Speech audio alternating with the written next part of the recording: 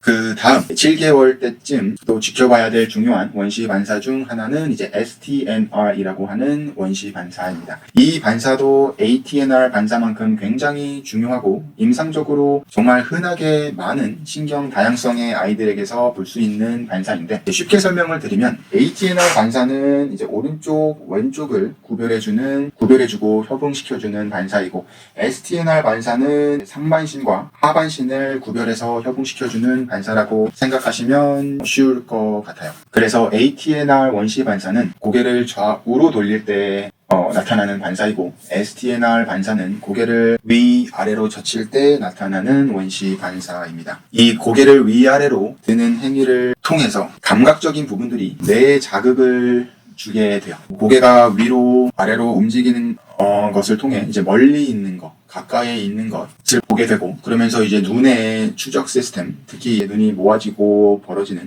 시스템에 영향을 주게 되고, 또 눈이 이 타겟에 고정할 수 있게끔 발달을 시켜주는 데 도움이 되고, 소리가 들리는 쪽으로 고개를 움직이게 되고, 전정기관의 자극, 균형, 집중, 주의력 등이 이 STNR과 ATNR이 함께 작용하면서 뇌의 발달에 영향을 주는 중요한 역할을 해요. 그래서 STNR은 이제 6개월에 충분히 나타나서 중력에 저항을 할 수 있게끔 도와주고, 손과 무릎으로 기는 준비 자세에 또 도움을 주게 되고, 교차 패턴을 만드는데 도움을 주다가 이제 이 기는 행위가 복잡해지고 점점점 길어질수록 사라지게 되면서 한 10개월 정도 이후에는 이 STNR 원시 반사가 보이면 안 돼요. 그리고 이게 사라지게 되면 직립보행 준비 단계가 시작된다고 보시면 됩니다. 자, 이 STNR 반사가 어떻게 작용을 하는가? 자, 고개를 밑으로 젖히면 고관절을 포함한 하반신은 펴지게 되고, 어깨를 포함한 상반신은 수축을 하게 됩니다. 그리고 고개가 젖혀지면 하반신은 수축을 하게 되고 상반신은 펴지게 돼요. 이 원시 반사와 함께 이제 ATNR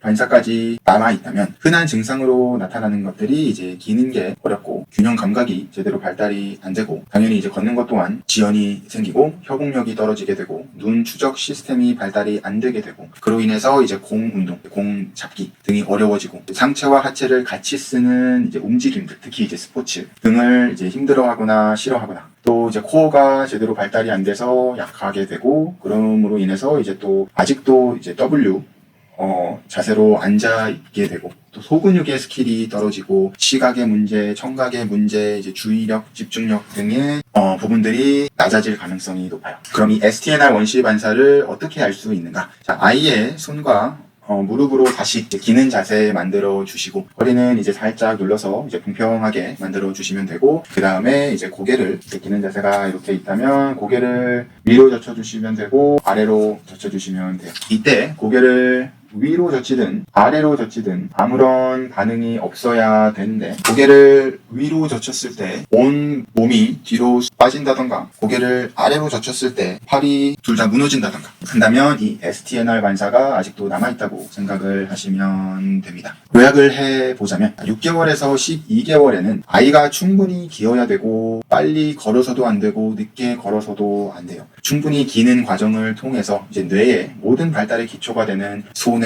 중간뇌, 대뇌, 전정기관, 눈 추적기관, 자세근육, 코어 근육 등의 이제 대근육, 그 위에 발달될 소근육 등의 기반이 다져지게 되고, 이 기반이 균형 있게 만들어져야 나중에 이제 전두엽과 관련되어 있는 사회성, 사교성, 센스, 유머, 언어 능력, 학업 능력, 행정 능력, 인지력, 사고력 등 복잡하고 이 정교한 건강한 전두엽이 발달을 하게 돼요. 마일스톤은 단순히 근육에 해당이 되는 단계가 아니에요. 모든 뇌의 발달은 밑에서 뇌간에서부터 시작을 해서 위로 발달을 하게 되고, 그리고 이 운동 피질에서 전두엽 앞쪽으로 발달을 하게 됩니다. 그래서 이 근육들의 모든 움직임을 통해 그 피드백이 순차적으로 전두엽 이 대뇌까지 발달을 미치게 되는 거예요. 거기에는 이제 전정기관, 청각, 시각, 촉감 등 다른 기관들이 함께 협동해서 많은 피드백들이 여기저기 전달이 되게 되는데, 그 중심에는 모든 운동, 감각 기관의 정보들을 통합하고 보정하는 곳이 이 소뇌이고, 이 소뇌로 가는 피드백의 대부분은 근육에 있는 근방추와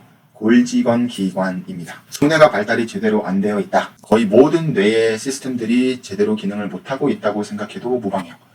이제 가장 쉽게 볼 수 있는 예시가 뭐예요? 술 먹을 때 점점점 알코올이 들어갈수록 뇌의 기능들이 하나하나 꺼져버리잖아요. 술 먹고 부리는 주사의 순차적인 정도가 소뇌의 기능이 얼마나 중요한지를 보여주는 가장 좋은 예시예요. 이 마일스톤은 단순히 이제 근육의 움직임을 보는 게 아니라 특히 이 소뇌의 발달 그리고 그와 관련이 있는 중간뇌, 대뇌의 발달을 보는 중요한 과정이라고 생각을 하시면 좋을 것 같아요. 한번 시작이 된 발달의 지연, 발달의 불균형은 언젠가 그 속도를 따라잡지를 않아요. 그러지를 못해요. 불균형의 상태로 계속 발달이 이루어질 뿐입니다. 그래서 이때 아이가 아직 구조적으로 뇌가 발달하고 있을 때 초기에 발견이 돼서 개입이 이루어지면 그 균형을 맞추는데 대부분의 경우 빠른 시간 내에 정상 궤도로 들어갈 수 있어요. 한번 확인을 해보시고 다음 영상에서는 이제 첫 1년 0에서 12개월까지 이러한 사인들이 보였을 때 실질적으로 어떻게 도와줄 수 있는지 그 방법 그리고 그에 맞는 운동에 대해서 요약을 해서 알려드릴게요. 그러면 궁금한 점 있으면 댓글로 남겨주시고 오늘도 시청해주셔서 감사합니다.